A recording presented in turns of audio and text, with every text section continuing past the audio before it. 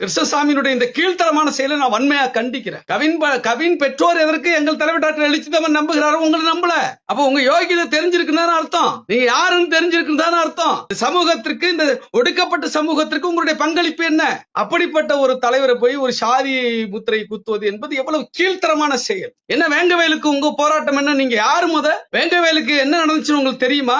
இதுல ஆளு பிடிச்சிட்டு போனாங்க, புள்ள பிடிச்சி என்ன பேச்சு? இதெல்லாம் என்ன பேச்சு? ஒரு தலைவருக்கு உரிய பேச்சா? நீங்க ஏன் பேட்டி கொடுத்த இடமே தலைமைச் செயலகம், சந்தித்த இடம் தலைமைச் செயலகம், அரசுங்கிற அடிப்படையில சந்திக்கிறாங்க, திமுக தலைவருங்கிற அடிப்படையில சந்திச்சாங்க. நான் கேட்கிறேன், பட்டியல் வெளியேற்றம் சொல்லுகிற இதே கிருஷ்ணசாமி என்னத்துங்க தென்காசி தொகுதியில ரிசர்வ் தொகுதியில போய் நிக்கணும்?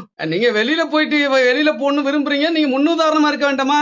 இருக்கணுமா வேண்டாமா? நீங்க எவ்வளவு துரோகம் இந்த மக்களுக்கு பண்ணிட்டு இருக்கீங்க. 17 பேர் மாஞ்சோலை பிரச்சனையில 17 பேர் செத்ததுக்கு காரணம் யாரு? கிருஷ்ணசாமி தான். தொடர்ச்சியாக சங்கிகளுக்கும் சாதியவாதிகளுக்கும் பிஜேபி RSS போன்றவர்களுக்கும் கைகூலியாக செயல்படுகிற கிருஷ்ணசாமி, பாதிக்கப்பட்டவர்கள் பாதிப்பு என்பதுதான் எங்களுக்கு அளவுகோலை தவிர சாதி என்பது எங்களுக்கு அளவுகோல் அல்ல.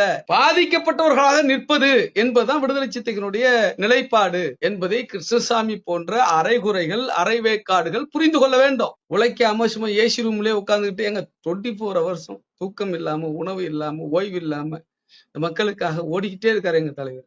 உன மாதிரி ஸ்டார் ஹோட்டல்ல உட்காந்துக்கிட்டு, ஏசி ரூம்ல உட்காந்துக்கிட்டு, கால் மேல காலை போட்டுக்கிட்டு, உங்க கட்சிக்காரனை கூட சமமா உட்கார வைக்காம அப்படியா இருக்காரு எங்க தலைவர். நீங்க தலைவர்னு சொல்றதுக்கு நீங்க பொருத்தமான ஆளா? நீங்க அதுக்கான தகுதியான ஆளா? நீங்க பதவி என்று சொன்னால் பல்லிழித்துக் கொண்டு எதை வேண்டுமானம் செய்யக்கூடிய ஒரு அற்ப ஒரு நபராக இருந்து கொண்டு என்ன பேச்சு பேசுறாரு அவரு? நீ கேட்ட ஒவ்வொரு கேள்வி என்ன செருப்பால் அடிச்ச மாதிரி இருக்குடா. மாதிரி இல்ல, உண்மையிலே செருப்பால தான் அடிச்சது.